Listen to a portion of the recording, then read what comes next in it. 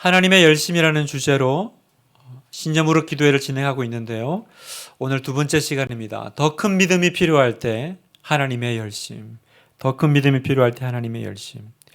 오늘은 우리가 그 성경 본문 같이 읽으신 대로 아브라함에 대해서 한번 살펴보려고 합니다. 여러분, 성경에서 아브라함처럼 또 자주 등장하고 또 우리 귀에 익은 인물이 없죠. 또 우리 지난주 주일날도 나눴지만 예수님 소개하면서도 저자 마태는 마태복음 1장 1절에 예수님을 아브라함의 자손이다 이렇게 소개할 만큼 성경 안에서 이 아브라함의 위치는 굉장히 특별합니다. 특별히 또 아브라함은 뭘로 유명해요? 믿음으로 유명합니다. 그래서 아브라함 얘기하면 언제나 같이 붙는 그 타이틀이 있습니다. 믿음의 조상, 또 믿음의 대가. 이렇게 하여튼 믿음으로 소문나고 믿음으로 인정받은 사람이 아브라함입니다. 그래서 반대로요, 우리는 아브라함 얘기가 나오면 조금 이렇게 주눅드는 게 있습니다. 그리고 아브라함 얘기는 마치 나하고는 좀 다른 세계 사람 같이 느껴지는 거죠. 특히 나중에 가서 이제 아브라함이 자식 이삭을 바치는 장면에 가면 완전 우리가 기가 죽습니다. 그리고 자조적으로 얘기하죠. 야, 역시 난 사람은 달라. 역시 이렇게 떡잎부터 다르다고. 아브라함은 원래 그런 사람이겠지? 아브라함이니까 그럴 수 있는 거야. 나는 할 수 없어. 오히려 아브라함 앞에서 굉장히 이렇게 위축되고 작아지는 우리의 모습을 발견합니다. 여러분, 우리는 이 아브라함의 이 믿음의 문제를 해결해야 됩니다. 오늘 밤 우리가 이 믿음의 문제를, 이 아브라함 문제를 해결받기를 원해요. 왜냐하면 여러분, 언제까지나 본받아야 되지만 그러나 나하고는 먼 사람, 따라하고 싶지만 그러나 따라하기에는 너무 부담스러운 어떤 성경 속에만 존재하는 인물로 두기에는 하나님이 우리를 아브라함의 길로 계속 요청하신다라는 거죠. 우리가 아브라함처럼 되기를 원하신다라는 겁니다. 그래서 그냥 아브라함 얘기하면 좋지. 그렇게 살면 얼마나 좋아. 그런 믿음이 있으면 얼마나 좋아. 그러나 나하고 다른 사람. 이렇게 우리가 계속 갈 수는 없고요. 오늘 밤에 이 아브라함의 문제를 우리가 조금 더 깊이 들여다보고 해결받기 원하는데요. 성도 여러분, 그럼 우리가 이제 아브라함을 보면서 그 아브라함은 처음부터 믿음의 사람이었을까? 이 질문을 한번 던져보고 싶어요. 아브라함은 처음부터 그렇게 등장부터 남달랐기 때문에 그렇게 집도 잘 떠나고 고향도 떠나고 나중에 그렇게 믿음의 어떤 그 사건이 일어났을 때 믿음의 반응을 했던 사람일까? 이 부분을 한번 살펴보기를 원하는데요. 오늘 우리가 이제 읽은 이 창세기 12장은 유명한 말씀이죠. 바로 아브라함이 창세기에서 성경에서 처음 등장하는 장면입니다. 우리는 보통 그렇게 압니다. 하나님이 창세기 12장에 아브라함을 부르셨고 어디서 불렀어요? 갈대아 우르, 그 살고 있는 그 땅에서 불렀고 그때 이제 하나님이 부르시고 아브라함이 믿음으로 순종하면서 성경에 처음 등장했다. 우린 그렇게 알고 있습니다. 그런데 놀랍게도요, 사실은 아브라함은 창세기 12장에 처음 등장하는 것이 아니더라는 거예요. 아브라함은 언제부터 등장하냐? 창세기 11장에 이미 등장을 합니다. 창세기 11장 26절을 볼까요? 데라는 70세에 아브람과 나홀과 하란을 낳았더라. 이렇게 설명합니다. 여기 아브람은 아브라함으로 하나님이 새로운 이름을 주시기 전에 자기 이름이죠. 그리고 여기서 아브라함의 가계도가 나오죠. 아브라함의 아버지가 등장합니다. 누구냐면 데라라는 사람입니다. 그리고 아브라함에게는 두 형제가 있었죠. 나홀과 하란입니다. 그래서 그 자기 형제의 그 아들이 조카 이제 롯이죠. 나중에 이제 롯과 함께 또 이벤트가 일어나잖아요. 자, 아브라함이 창세기 11장에 등장하더라는 거예요. 이름이 나와요. 그런데 아브라함이 창세기 11장에 등장할 때 또 우리가 이렇게 주의해서 봐야 될 한 부분이 있습니다. 그게 뭐냐면 아버지 데라가 가나안 땅을 가려고 살던 갈대아 우르를 떠났다라고 성경이 얘기한다는 거예요. 자, 31절을 볼까요? 데라가 그 아들 아브람과 하란의 아들인 그의 손자 롯과 그의 며느리 아브라함의 아내 사레를 데리고 갈대인의 우르를 떠나 가나안 땅으로 가고자 하더니 하란에 이르러 거기 거류하였으며 데라는 나이가 250세가 되어 하란에서 죽었더라. 여러분, 도대체 이게 무슨 말입니까? 우리가 알기로는 가나안 땅으로 부름받아서 떠난 사람은 아브라함이잖아요. 그죠? 창세기 12장에 하나님이 아브라함에 나타나셔가지고 네 본토 친척 아비 집을 떠나, 이제 우리 개역 개정은 네 고향을 떠나서 내가 보여줄 땅으로 가라 그랬는데, 이 11장에 31절에 보니까 뭐라 그래요? 데라가 가족을 데리고 어디로? 여기 보면 가나안 땅으로 가고자, 아예 가나안 땅이라고 얘기까지 나옵니다. 이게 도대체 어찌된 영문입니까? 오늘 우리는 이 수수께끼를 해결해야 되는 거죠. 아브라함이야? 아니면 데라야? 도대체 어떻게 된 거지? 왜 우리가 알던 거하고 이 사건의 이 내용이 다른 거지? 그래서 우리에게는 지금 오늘 밤에 이 사건의 재구성이 필요한 거죠. 사랑하는 성도 여러분, 하나님은 언제 아브라함에게 맨 처음 나타나셨을까요? 오늘 우리가 창세기 12장을 읽었는데요. 12장을 보면 하나님이 아브라함에게 나타나시죠. 여기서는 분명합니다. 하나님이 아브라함에게 나타나셨어요. 그럼 여기서 하나만 더 질문하면, 하나님이 창세기 12장에서 아브라함에게 나타나셨을 때 그곳은 어디일까요? 어디겠습니까? 정신 바짝 안 차리면 이제 못 따라옵니다. 이제 중간 어딘가 하란에서 헤매기 시작합니다. 갈대아 우르에서 나타나셨을까요? 아니면 하란일까요?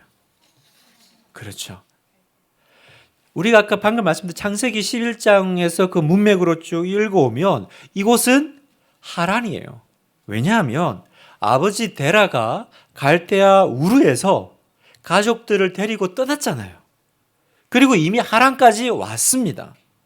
그래서 창세기 12장 1절에 너는 너의 고향과 친척과 아버지 집을 떠나 내가 내게 보여줄 땅으로 가라 했던 이 말씀은 갈대아 우르에서 한 말씀이 아니고 어디요? 하란에서 하신 말씀이라는 거예요. 그러면 하나님은 이 하란에서 아브라함에게 처음 나타나셨던 걸까요? 창세기에서는 정확하게 알 수가 없어요. 그런데 단서가 있습니다. 이 내용이 바로 우리가 작년에 그토록 주일날 말씀을 들었던 사도행전에 나와요. 사도행전 7장을 보면 스데반의 설교가 나오는데, 그 스데반의 설교 안에 오늘 이 창세기에서는 나오지 않은 중요한 한 사실을 우리에게 알려주는데요. 사도행전 7장 2절 3절을 한번 같이 읽을까요? 시작. 스데반이 이르되 여러분 부형들이여 들으소서. 우리 조상 아브라함이 하란에 있기 전 메소포다미아에 있을 때에 영광의 하나님이 그에게 보여 이르시되 내 고향과 친척을 떠나 내가 내게 보일 땅으로 가라 하시니. 자, 여기 사도행전 7장을 보면 하나님은 언제 아브라함에게 나타나셨습니까? 그렇죠. 하란에 있기 전 메소포다미아, 거기 어디입니까? 바로 갈대아 우르죠. 그러니까 창세기 12장에서 하나님이 하란에게 나타나셨지만 이미 하나님은 언제 한번 나타나신 거예요? 맨 처음 갈대아 우르에 있을 때 나타나셔서 뭐라고 그러세요? 영광의 하나님이 그에게 보여 이르시되 내 고향과 친척을 떠나 내가 내게 보일 땅으로 가라. 바로 창세기 12장에 했던 말씀을 똑같이 하셨다라는 거죠. 그럼 정리하면 창세기 12장은 하나님이 아브라함에게 나타나신 첫 번째입니까? 두 번째입니까? 두 번째 나타나실 때라는 겁니다. 굉장히 놀라운 사실을 우리가 지금 배우고 있어요. 아, 두 번째 아브라함을 만나 주셨을 때구나. 그리고 또 한 가지 더 살펴볼 내용이 있는데요. 그러면 하나님이 갈대아 우르에서 아브라함에게 나타나셨을 때요, 아브라함은 어떤 상태의 사람이었을까요? 영광의 하나님이 아브라함에게 나타나셨으니까 뭔가 하나님도 알고 하나님을 믿고 있는 사람이었는데, 그러니까 하나님이 이제 아브라함을 딱 보고, 야, 하나님을 안 믿는 사람들 중에 믿고 있으니까 나타나셔서 말씀을 주시고 내가 내게 보여줄 땅으로 가라. 그래서 움직이지 않았을까요? 자, 이 내용도요. 하나님이 처음에 갈대아 우르에서 아브라함을 불렀을 때 아브라함이 어떤 상태였는지는 창세기에는 안 나와요. 알 수가 없어요. 그런데 또 알 수 있는 단서가 있는데 거기가 어디냐? 여호수아서 24장입니다.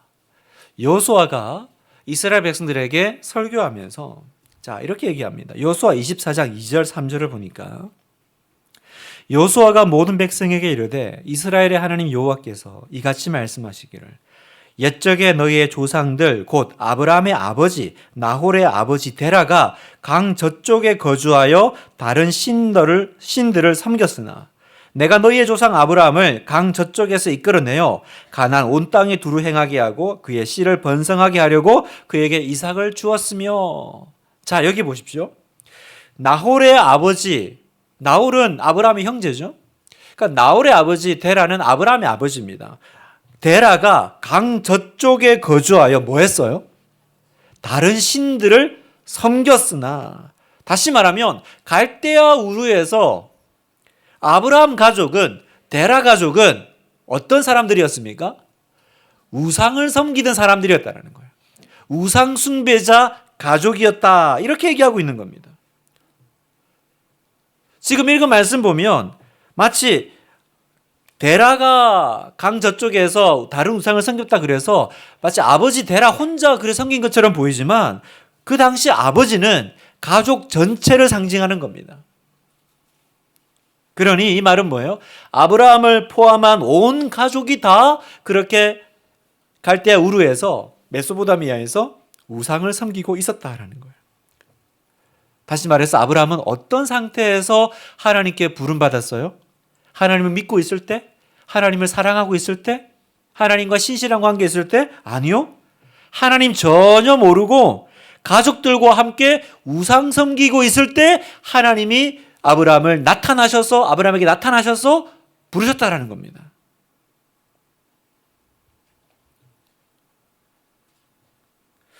여러분, 창세기만 보면 하나님은 하란에서 아브라함에게 처음 나타나신 것처럼 보이지만 사도행전을 보면 하나님은 갈대아 우르에서 이미 나타나셨고요. 그리고 오늘 우리가 읽은 창세기 12장의 이 약속의 말씀은 이미 갈대아 우르에서 한 번 다 하셨던 말씀이라는 거예요. 사도행전 7장 2절 아까 읽었던 그 말씀을 다시 한번 보면 우리 조상 아브라함이 하란에 있기 전 메소포타미아에 있을 때에 영광의 하나님이 그에게 보여.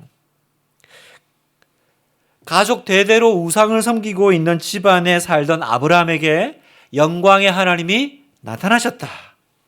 그리고 너의 고향과 친척과 아버지 집을 떠나서 내가 내게 보여줄 땅으로 가라 그러셨다는 거예요. 자, 사랑하는 성도 여러분, 제가 지금 이 아브라함의 비하인드 스토리를 알려드리고 있죠. 여러분이 아마 잘 모르고 계셨어요. 처음 듣는 그런 내용도 있을 거예요. 여러분, 왜 제가 아브라함의 이 출발 직전의 비하인드 이야기를 여러분과 이렇게 설명하면서 나누고 있냐면, 여러분, 오늘 하나님 우리에게 주시는 말씀이 있어요. 그 말씀 뭐냐면 아브라함도 처음에는 여러분과 다를 바 없는 동일한 수준의 믿음의 사람이었다라는 거예요. 뭔가 창세기 12장에 나타나가지고 하나님이 아브라함을 부르시고 내가 네게 보여줄 땅으로 가라 그렇게 말씀하실 정도가 되면 뭔가 좀 특별한 게 있었을 거야. 아브라함은 우리랑은 뭔가 다른 게 있었을 거야. 거기는 하나님이 복 주실 만한 어떤 거리가 있었을 거야. 그래서 하나님이 그 많은 사람 중에 아브라함에게 나타나셨겠지.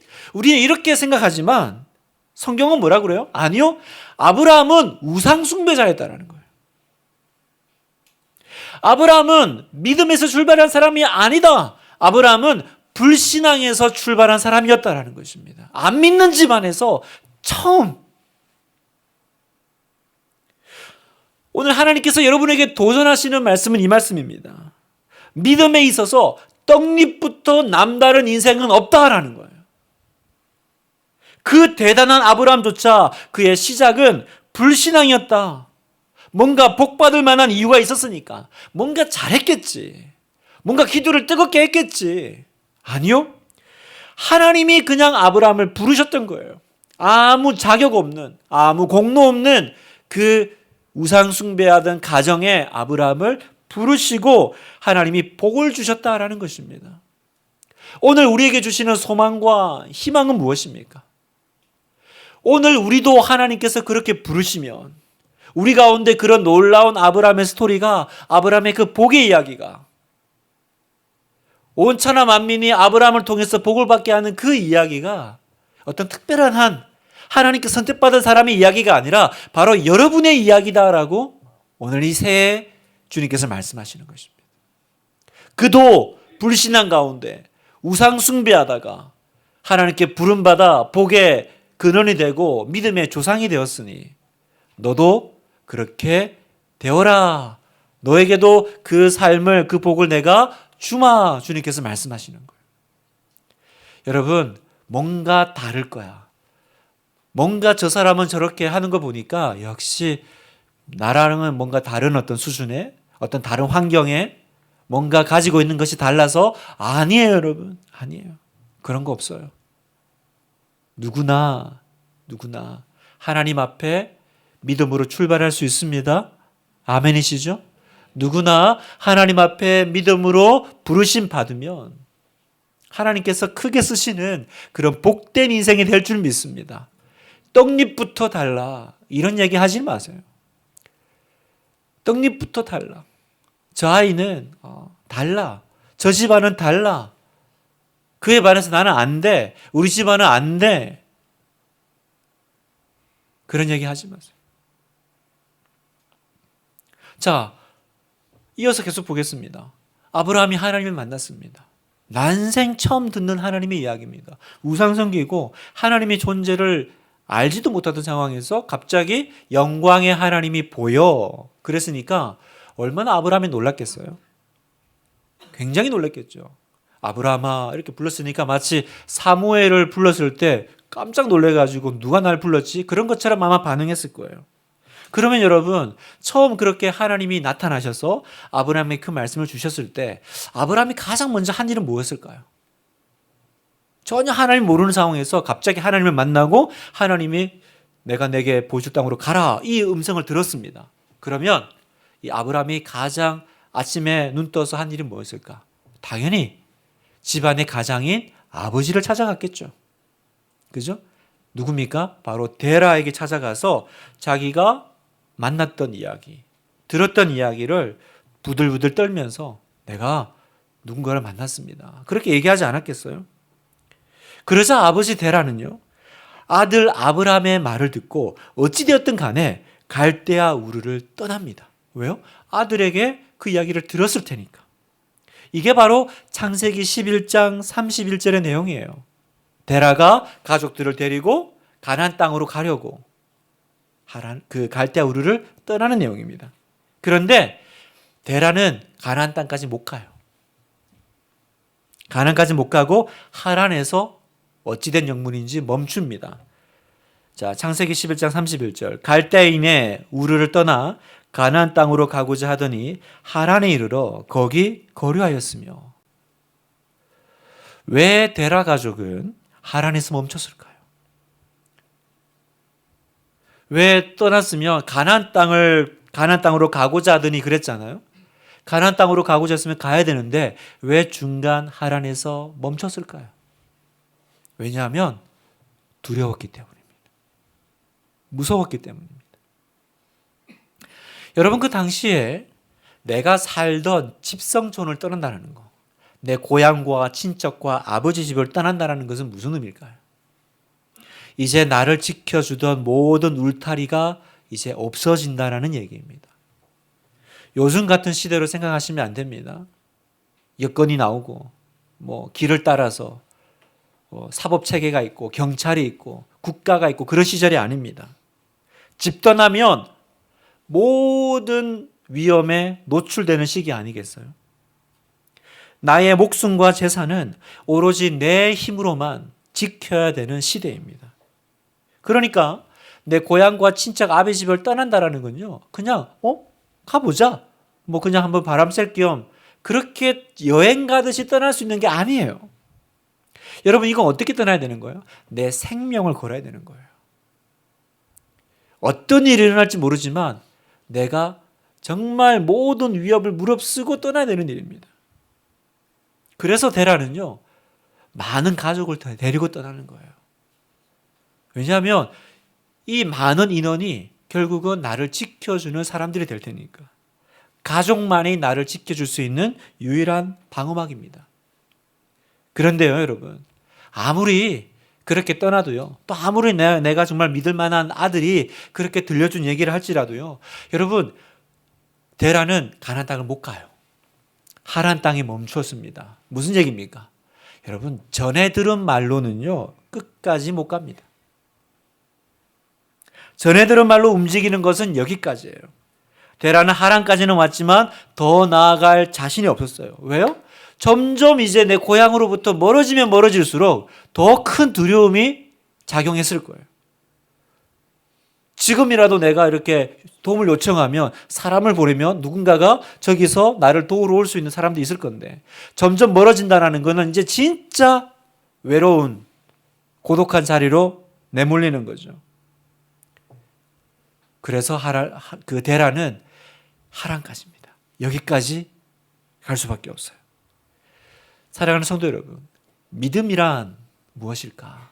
여러분, 믿음은요, 내가 결국은 직접 듣고 만나야 돼요. 다른 사람에 의해서 움직이는 것은 한계가 있습니다. 반드시요, 다른 사람이 막 억지로 또 땡기고 하는 건요, 움직이긴 해요. 출발은 해요. 그러나 여기까지예요. 어디요? 하란까지예요. 반드시 그 지점에 와요. 더 이상 못 넘어가요.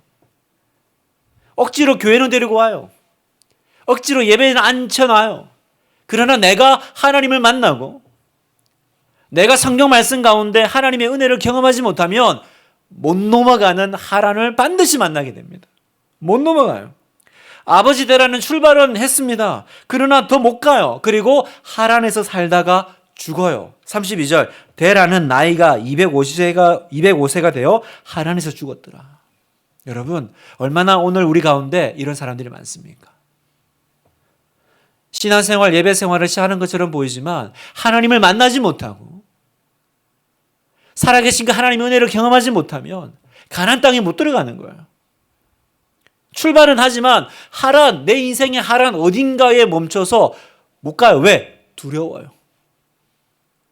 내가 이 예전의 것들을 다 놓고 저기로 떠나기에는 무서운 겁니다. 바로 그때 아버지 데라가 죽고 하란에 머물러 있는 그때 창세기 12장에서 하나님이 다시 재차 아브라함에게 나타나신 것입니다. 그리고 뭐라고 말씀하세요? 12장 1절 2절, 여호와께서 아브라함에게 이르시되 너는 너의 고향과 친척과 아버지의 집을 떠나 내가 내게 보여줄 땅으로 가라. 내가 너로 큰 민족을 이루고 내게 복을 주어 내 이름을 창대하게 하리니 너는 복이 될지라. 알다시피 이 말씀은 갈대아 우르에서 했던 말씀의 반복입니다. 했던 말씀에 한 번 더 나타나셔서 주신 거죠. 질문, 왜 창세기 12장에서 하나님이 다시 아브라함에게 나타나셨어야만 했을까요? 왜냐하면 아브라함이 안 움직이는 거예요. 하란에 계속 머물러 있으니까 하나님께서 다시 나타나셔서 아브라함에게 말씀하셔야 될 상황이 된 거죠. 그러니까 여러분, 제가 지금 무슨 말씀을 드리고 있냐면 이 창세기 12장의 말씀은요, 앞뒤 상황과 배경을 확인하면요, 우리에게 전혀 다른 느낌으로 다가와요. 지금까지 우리에게는 어떤 느낌이었어요? 이 12장은 하나님이 아브라함에게 말씀하시니까 아브라함이 뭐 뒤도 안 돌아보고 곧바로 말씀에 순종해가지고 내 본토 친척 아비 집을 떠나 가라 그랬더니 벌떡 일어나서 고향을 떠나 용감하게 가나안 땅 여행을 시작한 그 아브라함의 이야기를 우리는 읽었지 않습니까? 그런데 앞뒤 문맥을 보면 전혀 그런 믿음의 사람의 여정이 아니라는 거예요. 고향에서도 우상을 섬겼던 사람이고요. 출발은 했지만 하란에서 또 앞으로 못 가고 주저하고 있는 상황에서 하나님이 다시 나타나셔서 등 미는 거예요. 등 떠미는 거예요. 제발 좀 가. 너도 여기 앉아 있으면 안 돼. 데라, 아버지 데라는 두려움에 못 가고 결국은 죽었어요. 멈췄어요. 그랬더니 아브라함도 함께 멈춰버린 거예요. 만난 건 아브라함 자신이잖아요.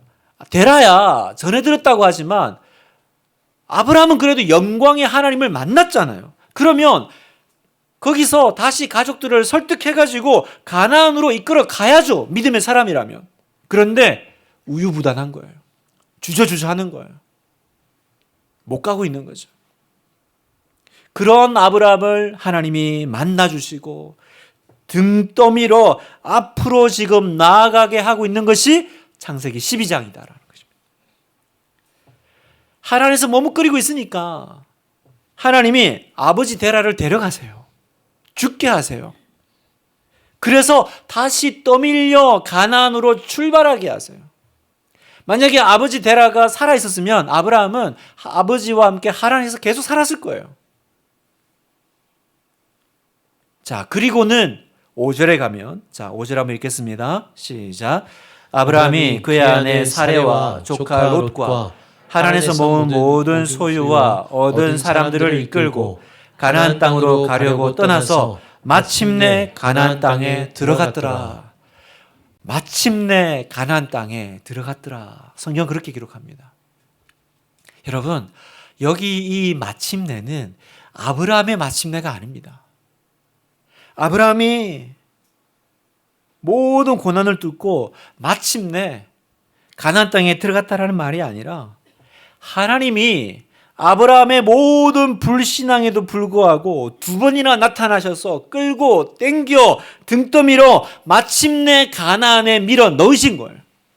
이 마침내는 아브라함의 마침내가 아니에요. 하나님의 마침내요. 하나님이 하신 거죠. 바로 하나님의 열심이 아브라함을 가나안으로 밀어 넣으신 것입니다.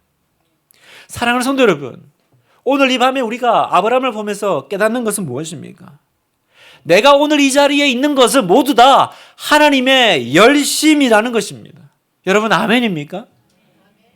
나에게는 믿음이 없어요, 여러분. 나에게는 내가 하나님 앞에 부름받을 만한, 내가 오늘 예배 자리에, 기도의 자리에 나올 만한 아무런 자격이 없습니다. 하나님이 나를 불러주시고 구원해 주셨기 때문에 여러분이 여기 앉아 계신 거예요. 이게 우리가 아브라함을 보면서 우리가 생생하게 깨닫는 이 밤의 은혜입니다. 여러분 오늘 이 자리에 솔직히 한번 말씀해 보세요. 순순히 하나님 믿은 사람 누가 있습니까? 여러분 중에 순순히 하나님 믿은 사람 있습니까? 모태신앙이라고 해서 뭐 어릴 때부터 잘 믿었다고 생각하세요? 아니요. 천만의 말씀입니다. 우리는 한 번도 순순히 하나님께 제 발로 온 적이 없어요. 우리는 하나님께 쉽게 동의한 적이 없습니다. 온몸으로 거부하고 반항하고 저항했죠. 조금 믿는 것 같다가도 또 아닌 것 같아. 또 마음이 식었고요. 또 잘 믿다가 또 잘 모르겠어. 계신 거야 안 계신 거야. 그랬죠. 그러고는 나중에는 다시 예전으로 돌아가야겠다. 그렇게 하나님을 협박했던 분들이 바로 여러분들이세요. 여러분 그렇지 않나요? 여러분 자신을 한번 곰곰이 들여다보십시오. 여러분이 언제 순순히 하나님 믿어드렸습니까? 언제 여러분이 순순히 예배 자리에 나왔습니까? 얼마나 많은 우유부단과 저항과 때로는 온몸으로 정말 어디 안 끌려가려고 하는 아이처럼 문간에 붙어가지고 못 간다고 그랬던 사람들이 우리 아니에요? 그런데 어떻게 그런 저와 여러분이 오늘 밤에 이 예배 자리에 앉아 있느냐 말입니다.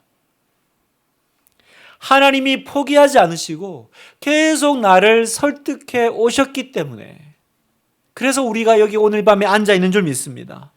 하나님이 나를 포기하지 않고 끝까지 또 손잡고 끌고 당겨 오셨기 때문에 그렇습니다. 여기 있는 우리는요 다 어떤 사람들이에요? 하나님께 등 떠밀려 여기 앉아 있는 사람들. 여기 순순히 제 발로 온 사람 아무도 없죠? 다 하나님이 설득해서 하나님께 설득당해서 여기 앉아 계신 분들입니다. 신자는 다른 말로 하면 하나님 믿는 사람이 아니고요. 안 믿으려고 버티기다가 하나님께 설득당한 사람들, 하나님께 등 떠밀린 사람들입니다. 말씀을 마무리하고자 합니다. 여러분, 내가 어떻게 믿어야 될지 잘 모르시겠죠. 내가 지금 잘 가고 있는지 아니면 내가 지금 망하고 있는 건지 많이 고민이 되십니까? 그때 필요한 게 뭐예요? 나를 믿는 게 아닙니다. 바로 하나님의 열심을 믿어드리는 거예요. 나의 실수, 나의 연약함, 나의 좌절, 그거 너무 연연하지 마세요. 역시 믿을 사람은 따로 있어, 그지? 대단한 사람은 저렇게 아브라함처럼 저렇게 말씀하시니까 고향 친자 아비집 버리고 이삭 바치고 그런 사람들 따로 있는 거야. 아니요. 아브라함을 보면서 깨닫는 건 무엇입니까? 아브라함을 아브라함답게 만들어 가시는 분은 하나님이셨구나. 신앙생활이란 건 아브라함을 아브라함답게 만들어 가시는 하나님의 설득 과정이에요. 아브라함을 부르시고 마침내 가나안 땅에 들어갈 때까지 포기하지 않고 등 떠밀어 결국은 믿음의 자리로 밀어넣으시는 그 하나님이요. 여러분도 결국은 지금은 내가 약하지만 나도 이삭을 주님께 드리는 그 아브라함이 되는 자리까지 우리 주님은 결단코 포기하지 않으시고 만들어 가시고 반드시 성공하실 하나님이심을 여러분 믿으시기를 축복합니다. 나의 열심이 아니라 하나님의 열심을 믿으십시오. 나의 믿음이 아니라 여러분을 믿으시는 하나님의 믿음을 여러분 이 밤에 붙잡으시기를 축복합니다. 헨리 나우엔의 그 이야기에 보면 공중근해 이야기가 나와요. 그 자기 공동체 안에 그 서커스에 있었던 사람이 있었는데 그 사람이 그 공중근해를 탔던 사람인가 봐요. 그렇게 얘기를 해요. 여러분 다 아시죠? 공중근해? 한 사람이 이렇게 근해 타다가 손 놓으면 옆에 사람 이제 손 잡고 이렇게 이어져 가는 그 묘기 부리는 거잖아요. 근데 그 사람이 고개사가 이런 말을 하더라는 거예요. 공중에 나는 사람은 절대 그 상대방의 손을 내가 잡으려고 하면 안 된다는 거예요. 잡는 사람을 완전히 신뢰하고 손을 그냥 그네에서 놓고 나아가기만 하면 저 사람이 내 손을 잡는 거라는 거예요. 내가 잡으려고 하거나 두려워서 움츠리는 순간 서로 이제 어긋나서 떨어진다는 거예요. 그래서 공중근해의 성공의 비결은 뭐냐? 내가 이 손을 놓고 그냥 가만히 기다리고 있는 거예요. 그러면 저쪽에서 다리 걸고 있는 사람이 와서 내 손을 잡아주는 거예요. 무슨 말입니까, 여러분? 하나님이 나를 잡아주시는 거예요. 내가 잡으려고 바둥거리지 않아도요, 여러분. 내 손을 잡기를 원하시는 분은 누구세요? 하나님이세요. 하나님이 더 원하세요. 여러분 은혜 받기 원하세요? 하나님은 더 원하세요. 여러분 복 받기를 원하십니까? 하나님은 여러분을 복의 근원으로 삼기를 더 원하세요. 그러니까 내가 해야 될 일은 뭐냐면 하나님과 막 아둥바둥 싸우는 게 아니에요. 오히려 신앙생활은 자유로운 겁니다. 행복한 거예요. 그냥 저기서 내 손 잡아주실 거야. 저분은 베테랑이니까. 그리고 이 그네에서 손 놓고 원심력에 이렇게 맡기기만 하면 어느 순간 저기서 나를 탁 잡아서 묘기가 성공되게 하실 거라는 거죠. 여러분 이게 신앙생활입니다. 그래서 우리는 어떻게 살면 됩니까? 선물을 기다리는 아이처럼 살면 돼요. 오늘 아침에 우리 이제 청년부가 수련회를 떠났습니다. 그래서 이제 주일까지 이제 우리 청년들을 수련회를 하는데 여러분 기도해 주십시오. 지금 67명의 우리 청년들이 굉장히 많이 지금 갔죠. 지금 또 올해를 새롭게 또 청년부의 원년으로 삼고 또 시작하려고 지금 똑같은 시간에 지금 이제 저녁 집회를 시작했다고 아까 문자를 받았거든요. 우리 청년들을 위해서 기도해 주세요. 제가 아침에 이제 출발하기 전에 한번 기도를 해달라고 해서 아침에 나가서 이런 말을 했습니다. 너무 은혜 받으려고 애쓰지 마라. 은혜는 이미 준비되어 있다. 그리고 은혜를 가장 주고 싶어 하시는 분은 오히려 하나님이시니까. 그러니까 어떻게 해야 되냐. 그냥 선물 받는 사람처럼 수련회를 참석해라 라고 말씀드렸어요. 선물 받는 사람처럼. 여러분 선물 어떻게 받아요? 싸워서 얻어내는 게 아니잖아요. 선물은 주신다고 약속했으니까. 다만 언제 주실지 모르니까 매번 기대하면서 그러나 주실 건 분명해. 그러니까 미리 기뻐하고 감사하는 마음이 선물 받는 마음이죠. 이번 수련회 그렇게 참석해. 막 은혜 달라고 막 그냥 싸우지 말고 그 은혜 주시기 원하는 분은 하나님이셔. 그러니까 기대하는 마음으로 이번에 주시나? 언제 주시나? 그리고 미리 기뻐하고 감사하면 하나님께서 주실 거야. 여러분, 믿음도 마찬가지입니다. 하나님의 열심히 이루실 것을 믿으시기를 축복합니다. 오늘도 하나님께 설득당한 인생 되시기를 축복합니다. 나는 오늘도 하나님께 설득당했어. 이게 바로 신자의 고백입니다. 더 큰 믿음이 필요할 때 내 안에서 없는 믿음 짜내어 만들어내는 것이 아닙니다. 우리에게는 그런 믿음이 없어요. 믿음은 하나님이 주시는 거예요. 하나님의 열심히 이루어 나가실 것을 믿습니다. 올 한 해 하나님 손잡고 걸어가는 큰 믿음 소유하는 우리 모든 하나교회 성도 되시기를 주님의 이름으로 축복합니다.